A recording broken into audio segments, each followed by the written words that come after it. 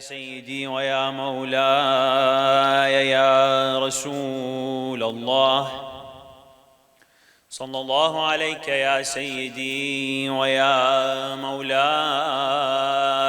يا أبا عبد الله، يا رحمة الله الواسعة ويا باب نجاة الأمة ويا عبرة كل مؤمن ومؤمنة، يا ليتنا يا ليتنا يا ليتنا كنا معكم سادتي فنفوز فوزا عظيما. أعوذ بالله من الشيطان الرجيم. بسم الله الرحمن الرحيم. فلولا إذا بلغت الحلقوم وأنتم حينئذ تنظرون ونحن أقرب إليه منكم ولكن لا تبصرون. صدق الله العلي العظيم. Let us enlighten and illuminate the majlis with a loud salawat ala Muhammad wa ali Muhammad.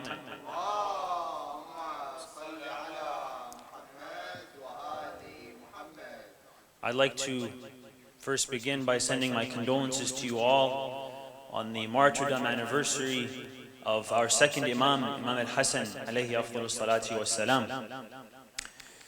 Of course, I send my condolences as well to Sahib al-Asri wa Zaman, Ajjalallahu ta'ala farajahu al-Sharif, on this occasion. Imam Hassan alayhi salam is our second Imam, and he is among the Ahlul Kisa. He is a member of the Ahlul Kisa, a member of the Ahlul Bayt, and yet he is rarely ever mentioned.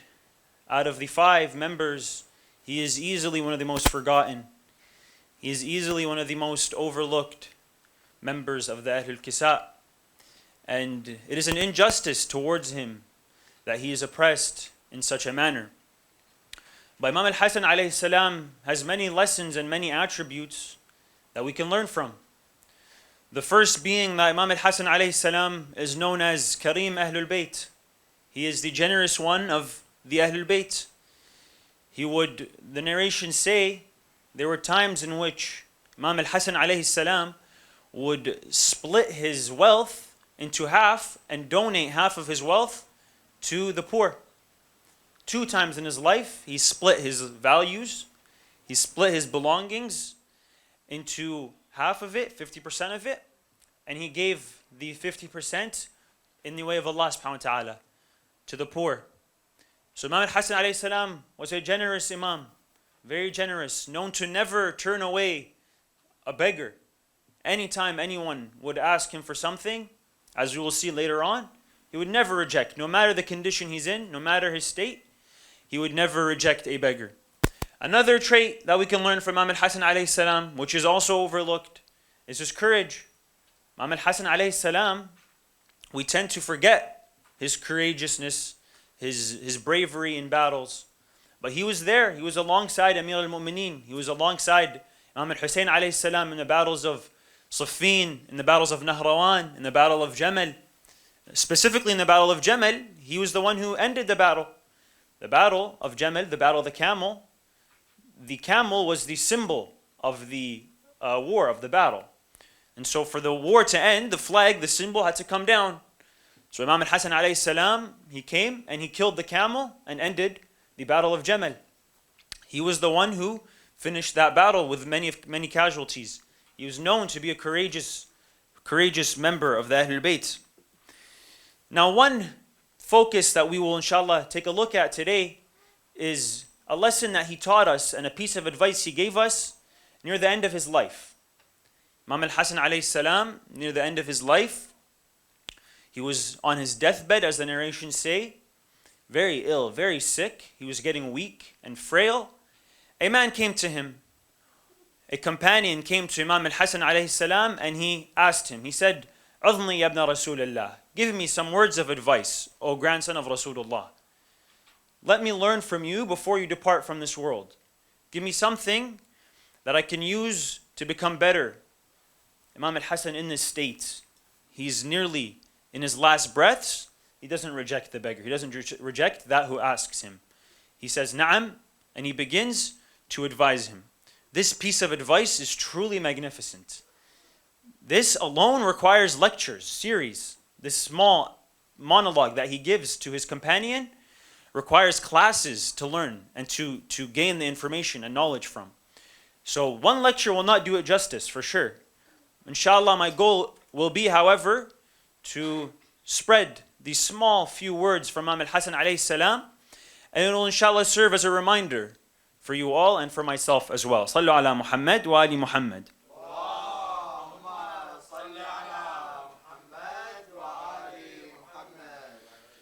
So he begins, he says, استعد لسفرك وحصل زادك قبل حلول أجلك واعلم أنك تطلب الدنيا والموت يطلبك ولا تحمل هم يومك الذي لم يأتي على يومك الذي أنت فيه. So he says, prepare for your journey, increase your provisions before your departure, and know that you are chasing this world and death is chasing you. So don't load the stresses of this world, of today, don't load your stresses of what's yet to come on today. So Imam al-Hassan alayhi salam begins his message, his piece of advice, and he tells his companion, and he reminds us all as well, prepare for your journey. Ista'id li safarik. Get ready for your journey that's to come. This world that we live in right now, this world is not the world that we're going to be for eternally. We have a journey that's to come, and a next life that will come after that. And that's the life that we should be working for and preparing for. So he says, prepare for your journey and gather your provisions now before your time comes. Prepare yourself. When we want to go on a trip, we prepare ourselves, we pack our luggage. Similarly, do so. Get your matters straight, set them straight before you are to depart from this world. And then he says a beautiful quote. He says, know that you are chasing this world while death is chasing you. Death is chasing us and we're running after this world. Unfortunately, nowadays, it's difficult for us to bring up the topic of death. If you tried mentioning it to a group of friends in the community, wherever you are, they'll tell you, let's not talk about this subject. You know, it's a gloomy subject. We are feeling good. The environment's good. The atmosphere is great. Let's not bring such gloomy topics into our discussions. But unfortunately, that's not how it should be. We should be talking about death. We should remember death. The Imams always remind us, remember death. Think about death. Because it's coming. It's right behind you. You're going after this world while death is coming after you. Death is chasing you. We never know when our time might come. We have to be prepared. Of course, we can never expect the occasion of death happening, but we have to be prepared for it to happen. We were hanging out with a group of friends that other day when we heard the news of the young sister from the community who passed away. She was in her late 20s. She was young. She had just finished her medical school degree. She was just beginning to work as a doctor. Some would say she's just starting her life. Her life is just beginning. And nothing was wrong with her. She wasn't ill. She was no conditions, no pre-existing conditions. And one night, she went to bed and she didn't wake up. Allah subhanahu wa ta'ala had decreed that her departure was that night. She would not wake up from her sleep. That could be any of us. That could be me, that could be you. We will never expect it. It could happen whenever, anytime. And it could be in the most unexpected matter. So if we're in a position where we're hanging out, when we're having fun, when we're, feeling sense of happiness, if we don't remember death, if we don't think about death, this happiness is just a distraction for us. It's just a facade of happiness. It's not the reality. The reality is, it is a gloomy reality to a certain extent. Death is approaching. We must think about it. So let's take a moment to speak about it. Let's take a moment, inshallah, to talk about the stages of death. Death, the narrations say, when you're laying in your bed preparing to die. Of course, there's a different circumstance for if it's a sudden death. If it's in an accident, may Allah protect us from any accidents like that. But the majority who die will die in a death of laying in their bed, and the angel of death will come and begin extracting this person's soul. So he'll begin extracting the soul from the toes. The angel of death will take the soul from the toes. You will not begin to feel your toes anymore. You won't be able to move them. Slowly climbing up to your feet, to your ankles, up to your knees. As it goes higher and higher, you lose the ability to feel, and you lose the ability to move as well. All the way up to your torso, to your hands, your shoulders, up until it reaches your chest and your neck. And this, the narrations say, is the most painful pain anyone will experience. The pain of the soul being extracted from your neck. As the ayah, the verse that I recited, it says, فَلَوْلَا إِذَا بَلَغَتِ الْحُلْقُومِ. Allah subhanahu wa ta'ala is challenging those disbelievers. He says, when the time comes and your soul is being extracted from your neck, do something about it. Stop me. Stop the angel of death. If you were so easily, strong and arrogant against me and powerful against me in this world, now when you're weak, do something. When you're in this position of pain, unfortunately in that position, there's nothing we can do. We can't move. We can't scream. The narrations say you lose the ability to speak and to release your agony. We can't speak. We can see, we can hear, and we can still feel, but we are unable to speak or say anything. So inshallah, may Allah protect us from this pain. Of course, there is a glimmer of hope for us, Shia believers of Amir al-Mu'mineen. Imam al-Sadiq alayhi salam gives us a glimmer of hope. He tells us that when you're in this position, prepared to depart this world, the angel of death, when he comes down, he won't be alone. The angel of death will come, and alongside him will be Rasulullah and Amir al-Mu'mineen and Fatima al-Zahra and Hassan and Hussein and the rest of the Imam. They will come with him to help you in this state. So they will come, and the narrations say they will tell the angel of death, they will tell Malik al-Maut, they will say, take it easy on this man. This man has been someone who's served in the way of Allah subhanahu wa ta'ala. This man's been someone who's attended the majalis and raised the name of Imam al-Hussein and our family. This woman has been someone who raised children in the way of Allah subhanahu wa ta'ala, and in our name raised the lovers of the Ahlul Bayt. So they will be a connection to us for Malik al-Maut, and they will ask him on our behalf to take it easy on this person who is dying. Lessen his suffering, lessen his pain, so that he doesn't feel this anguish that he's going through. At this stage, the angel of death will look at the man who is dying, the person who's in their deathbed, and he will tell him, you have nothing to fear anymore. What you had feared is gone. And now, what you had wished for is here. Irfa' basarak. He'll tell him, open your eyes. He'll remove the cover from his eyes, the veil from his eyes, and he'll be able to see Rasulullah and Fatima al-Zahra and Amir al-Mu'mineen and Imam al-Hassan and Hussein and the Ahlul Bayt all there with him. So he'll try to rush to them. He will attempt to join them. He will want to join their presence and spend time with them. And he'll get held back.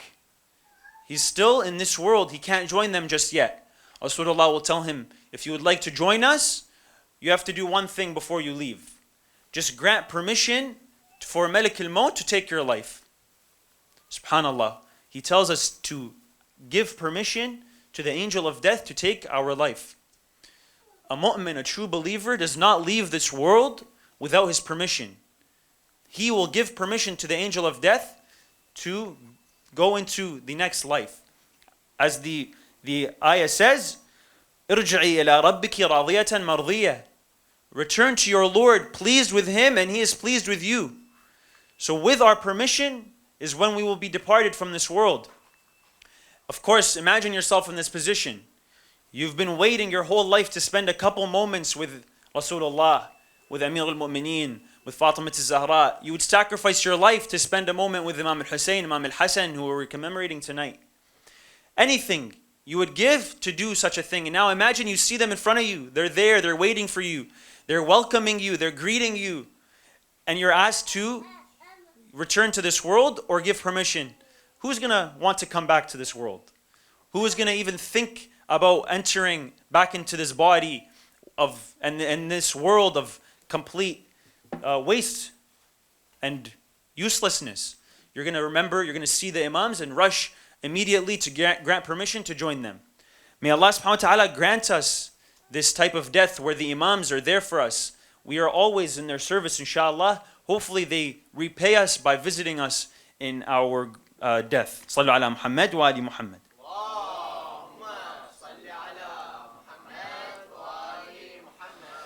So the narrations say the more God-fearing a person is, the easier their departure will be. So of course, the Imam will continue. He says, don't load the stresses of today, of the future on today. Your stresses, your worries about the future, don't worry about them. Focus on today. Don't overthink about the future, because who knows what lies in the future. Someone may worry about what happens 5 years from now, 10 years from now. Who knows we're going to live 5 years from now? Who knows we're going to live 10 years from now? Don't worry about, your job and your marriage life and your kids and all that stuff that far ahead. Take care of what's happening today, as who knows if that's going to even approach. There's of course a funny quote that you've all heard. It says, worrying, stressing is like a rocking chair. It gives you something to do, but it takes you nowhere. So in reality, what you're doing is you're just doing something. You're moving to a certain extent on the rocking chair, but you're not going anywhere. There's no destination. It might be easier said than done that, hey, stop worrying. Don't worry about such a thing. We all have that, physiological state where we, worry and we stress. But do yourself a favor and remember this quote. Remember, Imam Hassan is telling you, don't worry. Take a moment, reflect, think about now instead of the future. And then he continues, he says, وَاعْلَمُوا أَنَّكَ لَا تَكْسِبُ مِنَ الْمَالِ شَيْئًا فَوْقَ قُوَّتِكَ إِلَّا كُنْتَ فِيهِ خَازِنًا لِغَيْرِكَ وَاعْلَمْ أَنَّ فِي حَلَالِهَا حِسَابًا وَفِي حَرَامِهَا عِقَابًا وَفِي الشُّبُهَاتِ عِتَابًا. He says, know that whatever money you earn above your need is money you are saving for someone else. Someone else is going to end up taking this money, inheriting this money. You can't bring this money with you to the next world.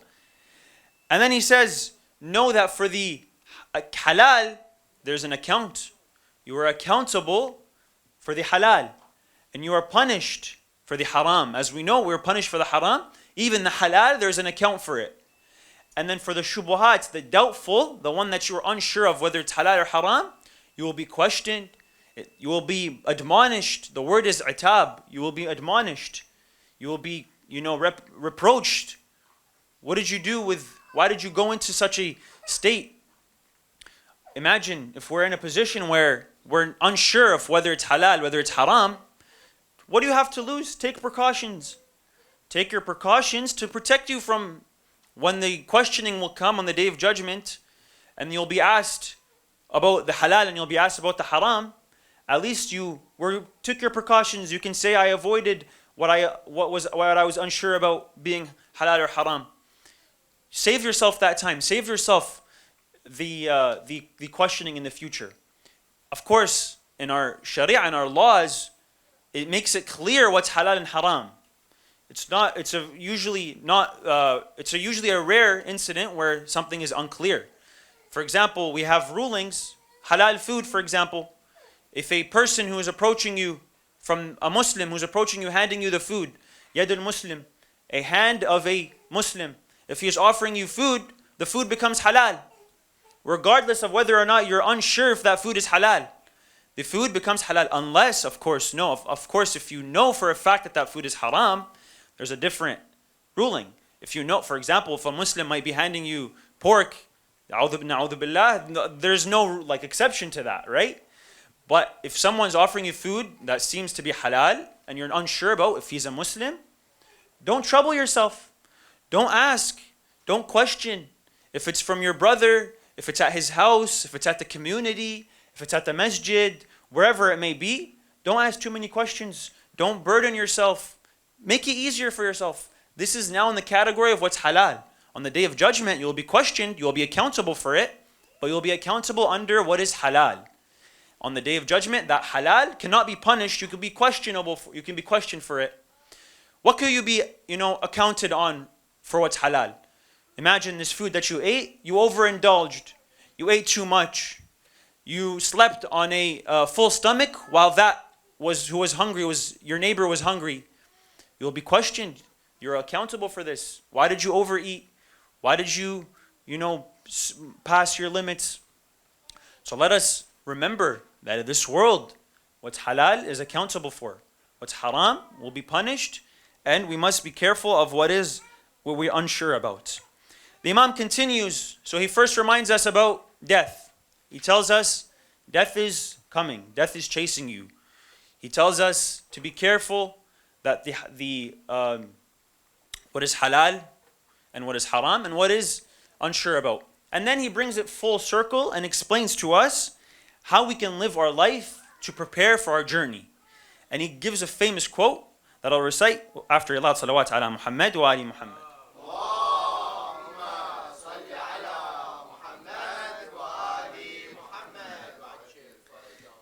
The Imam says, وَاعْمَلْ لِدُنْيَاكَ كَأَنَّكَ تَعِيشُ أَبَدًا وَاعْمَلْ لِآخِرَتِكَ كَأَنَّكَ تَمُوتُ غَدًا. We might have heard this quote before. Sometimes we wouldn't attribute it to Imam al-Hassan. The quote is, live for this world as if you were to live forever, and live for the afterlife as if you will die tomorrow. Let us take a moment to reflect on this quote.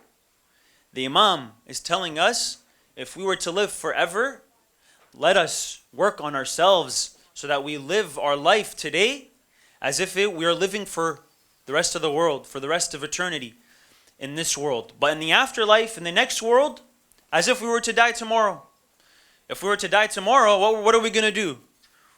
If there's someone who's we've oppressed, someone who we've hurt, someone who we owe money, we must return it immediately.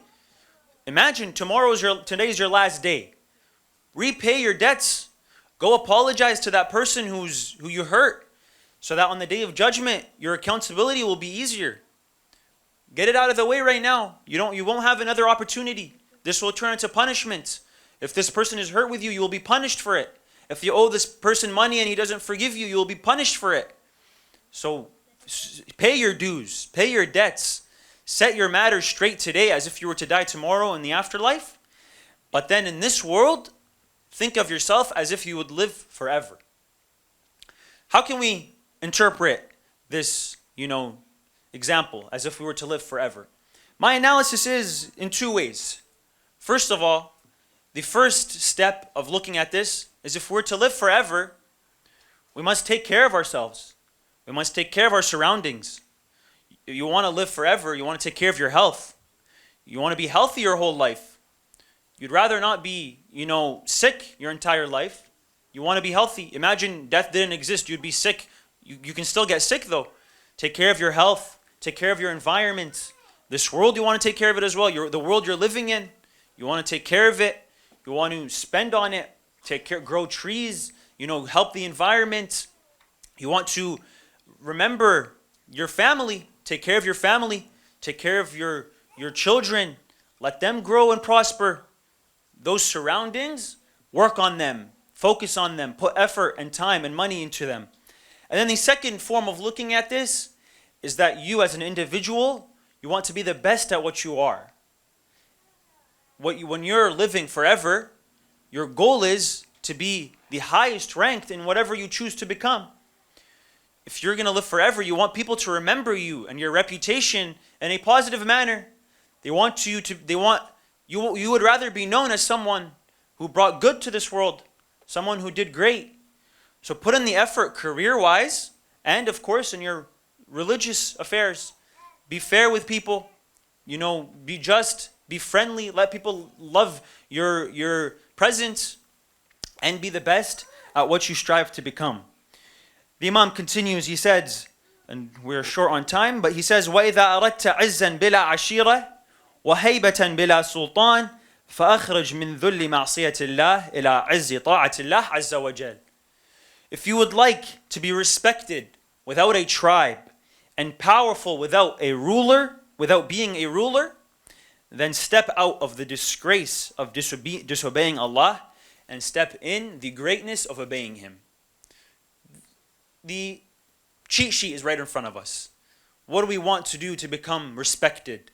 What do we want to do to become someone who is powerful in this world? He says powerful without being a ruler. You don't need to become a ruler to be powerful.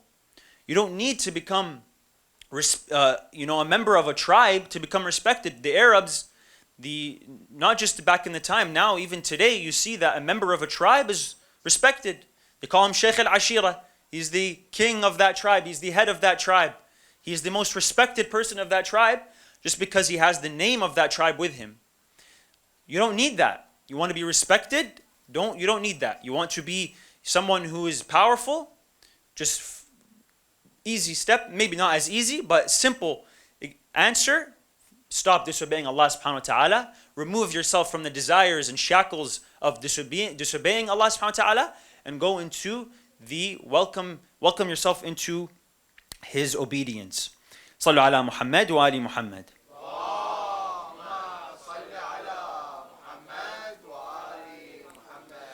Inshallah, these few words of advice from Imam al-Hassan alayhi salam can help us prepare ourselves for our journey, remind ourselves about death and about our affairs with our fellow believers. Imam al-Hassan alayhi salam, he was now on his deathbed. He was about to die. Imam al-Hassan, the narrations say they attempted to kill him and assassinate him 5 times. 5 times they tried to kill Imam al-Hassan alayhi salam. There were times in which his closest companions would turn against him, literally backstab him. The Imam was narrated his closest companion once stabbed him in the leg. He came to him and he stabbed him in the leg until the Imam reached a point where he now had to leave his house wearing a armor on his chest, wearing a shield. The Imam was not safe anymore. Anytime he would assign a commander, Muawiyah would buy him off and he would bribe him to attack Imam al-Hassan alayhi salam. Until the last time in which Muawiyah, he ordered his wife, Imam al-Hassan's wife, Ju'da, to poison him. So what Muawiyah did is he went and he sent a message to the king of Rome. And he told him, he said, I want a poison that will finish this man. I want a poison that no one can live from. So the king of Rome gave him a poison and he sent it in a different package this time. He brought it in a package different from the other times that he attempted to poison him, because it wasn't the first time.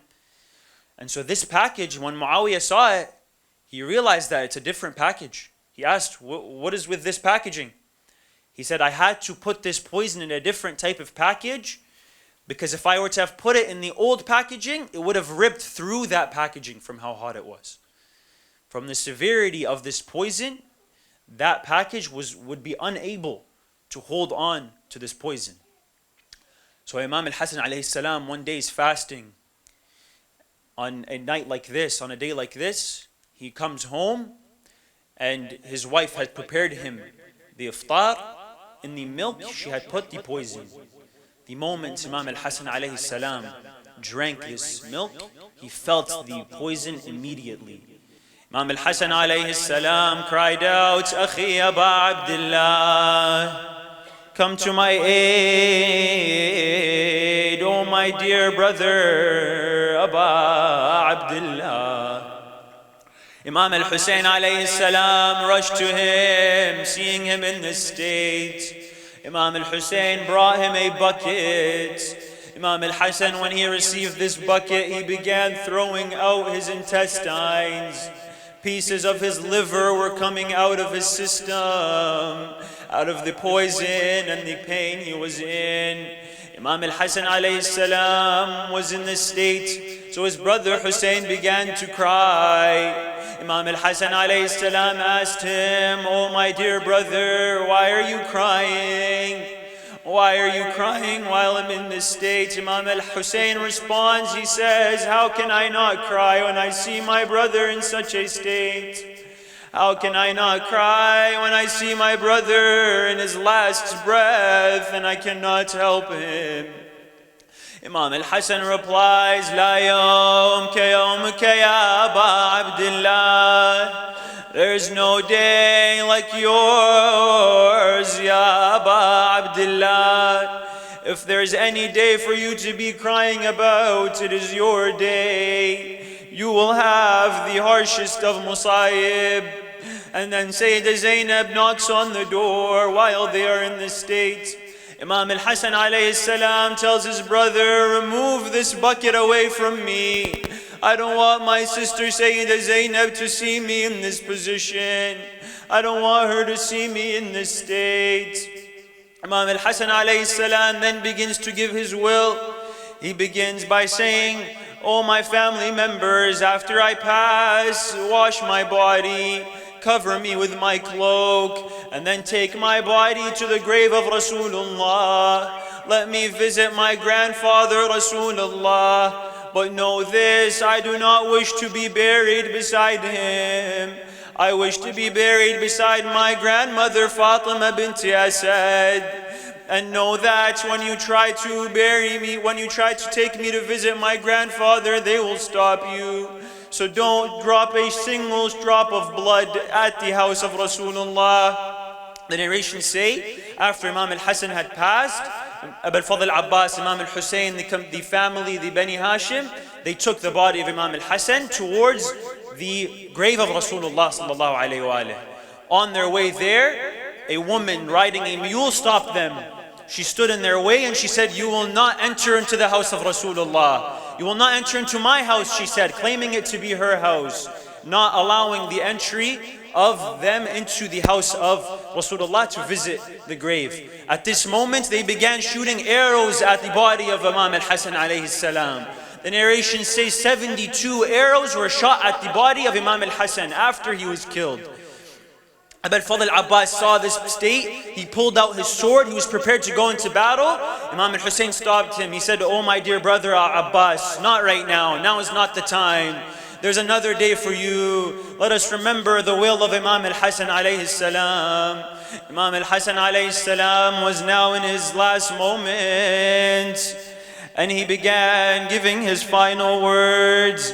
He told the family, he says, oh family, Imam al-Hussein will be the Imam after me. Take him as your guardian and your successor, and follow him and be there for him wherever he is. He then placed the hand of Imam al-Hussein in his hand before he departed. ووضع الحسين عليه السلام يده في يد أخيه الحسن عليه السلام ثم سكن أنينه وعرق جبينه ومد يديه ورجليه وغمض عينيه وفارقت روحه الدنيا. أين المنادي وإماما وسيدا وحسنا ومسموما حن حسين ويلي وصفك بيده ونونات المفارق ضيده يقل العمر من بعدك ما اريده ما اريده يقل العمر من بعدك ما اريده يا خويا اليوم عدوانك معيدين يا خويا اليوم عدوانك معيدين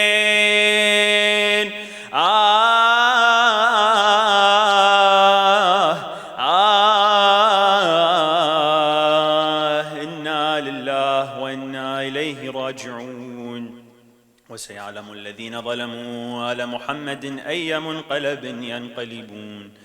Let us raise our hands for dua. Allahumma ajil li waliyika al-faraj. Hasten the reappearance of our 12th Imam. Forgive us all, cure all the sick, and allow us the gift and the blessing of the Ahlul Bayt being there with us during our death and during our grave, and inshallah for the arwah of our souls, for the souls of the departed, specifically for the soul of the sister Zina Samawi. Let us recite a loud salawat ala Muhammad wa ali Muhammad, followed by Surah Al-Fatiha. Sallu ala Muhammad wa ali Muhammad.